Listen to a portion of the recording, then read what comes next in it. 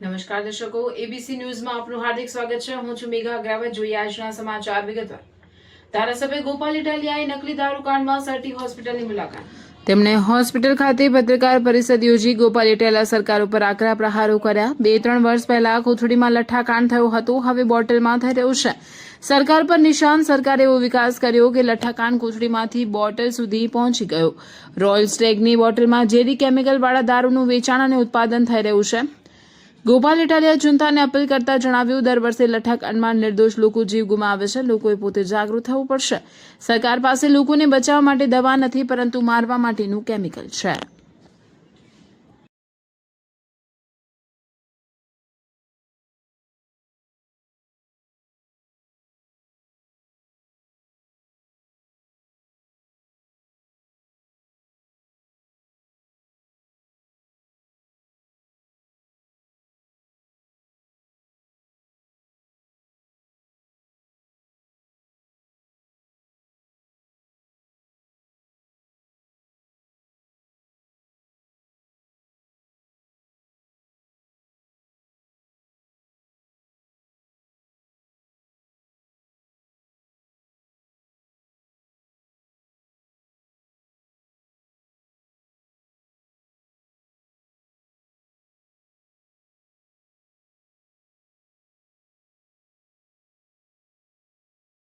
આજથી 2-2.5-3 વર્ષ પહેલા હું અહીંયા જ આવ્યો હતો, આ જ જગ્યાએ ઊભો હતો અને આ જ બિલ્ડિંગમાં 3જા માળે લઠ્ઠાકાંડના દર્દીઓ દાખલ હતા.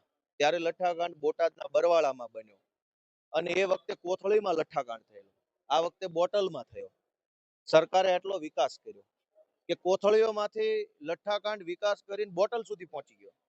રોયલ સ્ટેગની બોટલ લીધી, એમાં લઠ્ઠાકાંડ. એનો અર્થ એમ કે ગુજરાતમાં જ તે ઝેરી કેમિકલ વાળા આરોગ્ય માટે ખરાબ દારૂનું મેન્યુફેક્ચરિંગ ચાલુ થયું.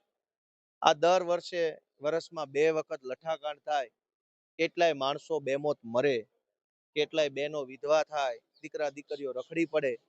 આ પરિસ્થિતિ બનતી હોવા છતાંય પૈસા અને સત્તાના મોહમાં ભાજપના માણસો એટલા આંધળા થયા છે કે એને કોઈની પીડા નથી દેખાતી. પૈસા કમાવાના 100 રસ્તાઓ છે.